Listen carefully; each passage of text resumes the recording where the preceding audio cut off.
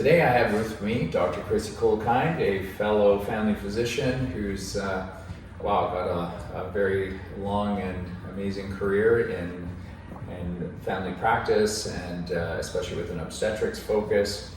And she's got a lot of experience to add to our clinic, not just in terms of adding to our injectors for neurotoxins, which she's great at, but also for her knowledge in things like metabolism and weight, especially as things have progressed in the last few years in terms of how we approach weight management. Would that be fair to say?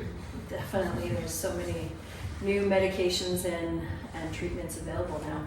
Yeah, we've seen a lot of things, especially in the last few years, about embracing your true self and what you're like, which I think both of us, I can speak for Kristie, we both wholeheartedly endorse that.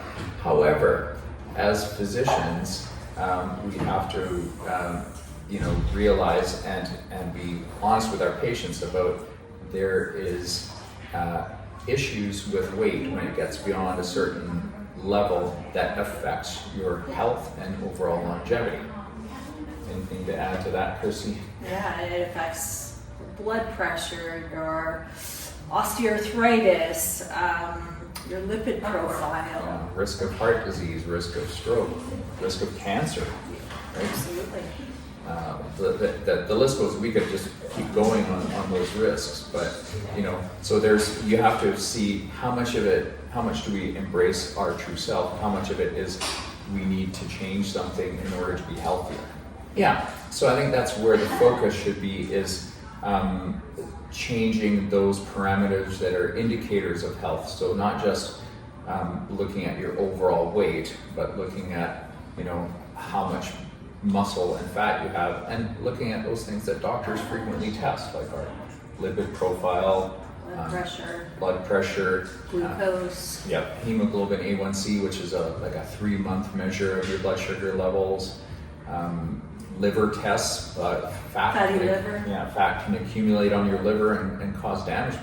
People can actually get liver cirrhosis, even if you're not like a drinker. It is a huge problem that we deal with multiple times during a day in my family practice. Numerous patients with osteoarthritis, fatty liver disease, hyperlipidemia, elevated A1C, type 2 diabetes. Yeah, it's high blood pressure. And that's one of the questions when I was doing mainly general practice was, I want to get off these blood pressure pills. How can I do it?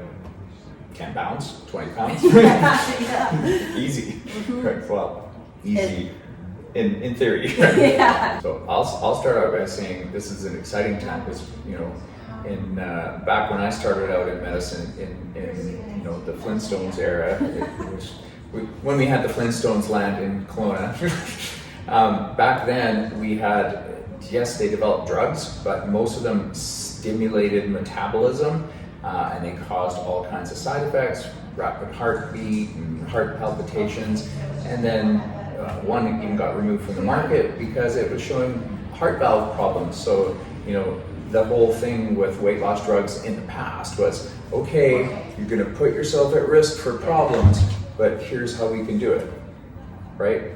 But now... And then there was Orlistat, who prevented fat absorption and just had horrible side effects. But now there's much better medications that help you lose weight and reduce your blood sugar and improve your lipid profiles. Yeah, so this new class that we call the incretin family, they work by affecting hormones in the gut that affect release of insulin and another hormone called glucagon. It really, even our understanding of those drugs has helped us, because for the longest time it was, people were often shamed because it's like, well, it's just a matter of calories in has to be less than calories out and you'll lose weight. And if people were honestly doing that, they often had the feeling that the doctor was thinking, well, you must be sneaking Twinkies or something because you're not losing weight. but we now know that hormones are more powerful, especially than exercise and even, how much we eat. I think one of the biggest comments that I've had from patients is that it reduces their food noise that's going on in their brain. They don't have that desire to eat. They stop cravings, they stop obsessing about food. And for a lot of them, it reduces their anxiety and generally makes them feel better. Yeah. These medications, what they do is like Dr. Kolkind said, they reduce that food noise in your brain. It allows you to make more sensible choices. What it does, it's going to lead you to a proper diet. And by diet, I don't mean a strict regimen of food designed to lose some weight and then you go back to what you were eating. Part of it is the realization that you need coaching to say, okay, this is the type of foods you should be eating in order to maintain weight loss. And the other, at least from my experience, is dosing. People want to lose weight fast. If you go up on these drugs too fast to get the weight off really fast, well, you can get muscle loss rapidly instead of fat loss. And you get all kinds of other issues. You get the side effects. So when you hear people talking about getting, nausea and constipation and Ozempic face and all this stuff, that has a lot to do with just not being coached through it properly and not being dosed, in a proper way. So a nice smooth way to get smooth, gradual, and closer to more permanent weight loss. I don't know if you have anything to add to that. Yeah, no, I think some people maintain on a lower dose and other people need to go on the maximum dose to achieve their goals, and that's why we like to have an individual approach, because if you're losing weight on a very small dose, there's not really a necessity to keep going higher and higher and higher. Exactly. Yeah. And the ones who are, maxing out on their dose and maybe they're losing weight, but maybe it's not right, they're probably still, because their food preference is, they've just learned basically bad food choices. They need coaching on that. They need to be told the Protein difference intake. between macros. Yeah. Mm-hmm. So how much protein your body needs, because inadequate protein can drive hunger. Even though it's like, I'm just still so hungry, even though I'm on Ozempic. It's like, what are you eating? Well, pasta and if you're not getting enough protein and switching to less insulin stimulating foods like fats, then you're not going to get what the maximum benefit. So there's a lot of coaching on what people call macros, which stands for macronutrients. So the basics are protein, fat, and carbohydrate. I think partly we would start with the baseline lab work. So you want to look at all of those factors we talked about previously, right? Their A1C, their glucose, their lipids, their liver function, and their weight and their blood pressure. So, and in weighing, we like to use a scale that can measure the percentages.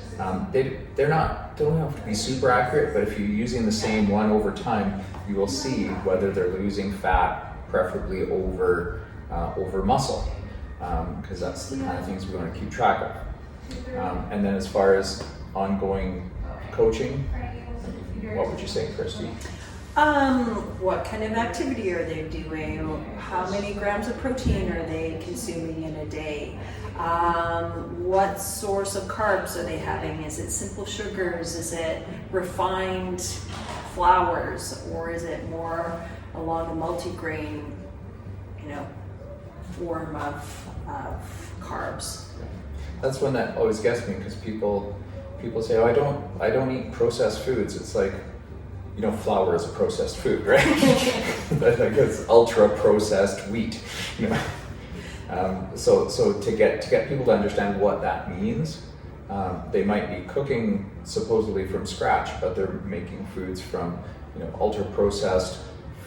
As soon as you pulverize a source of carbohydrates into a fine powder, it's ability to turn into glucose is almost instantaneous, right? Mm-hmm. So when you come in for a consultation with either myself or Dr. Kolkind, we go through sort of what your goals are, what your expectations are, because sometimes, you know, most people are pretty realistic in what they want to do, but so many of them are just so frustrated because they've never been able to achieve it. So we go through, you know, how these hormones work.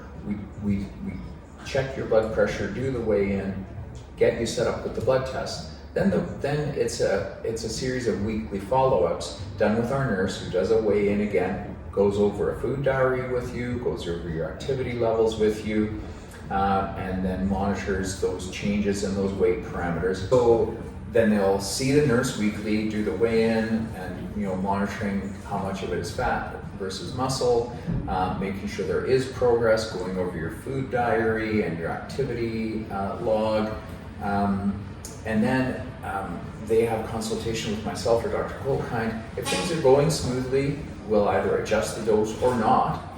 Like Dr. Kolkind said, you're doing great on a low dose, stick to a low dose.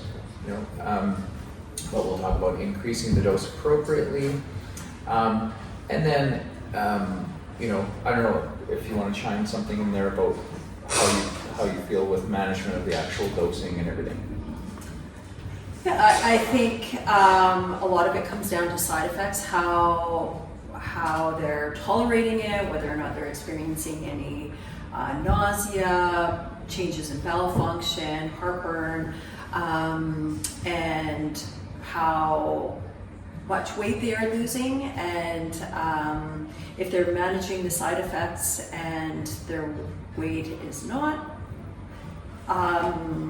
the weight management is not going as expected, then obviously we would be adjusting the dose accordingly. Yeah. Then the question comes up, you know, well, how long do I stay on this? My experience, and I'll let you also give your opinion. My experience has been the people who change their diet in that they change the type of foods that they eat every day for nourishment, not go on a diet. Those people can get long-lasting benefit and taper their dose down, and sometimes go completely off, or they find, it's interesting, that food noise comment made. They're like, the food noise is back and I'm up 5 pounds. Can I just go on it for a few weeks? Yes. You know? Yeah, or sometimes changing the number of days between dosing. Yeah, stretch it out to 10 days, 2 weeks. Yeah. But the ones who are like, got to that weight, yeah, now I want to go back to, you know, all the cocktail parties, all the starchy foods, everything. Yeah, you'll get it back, but that's like any sort of quick diet regimen.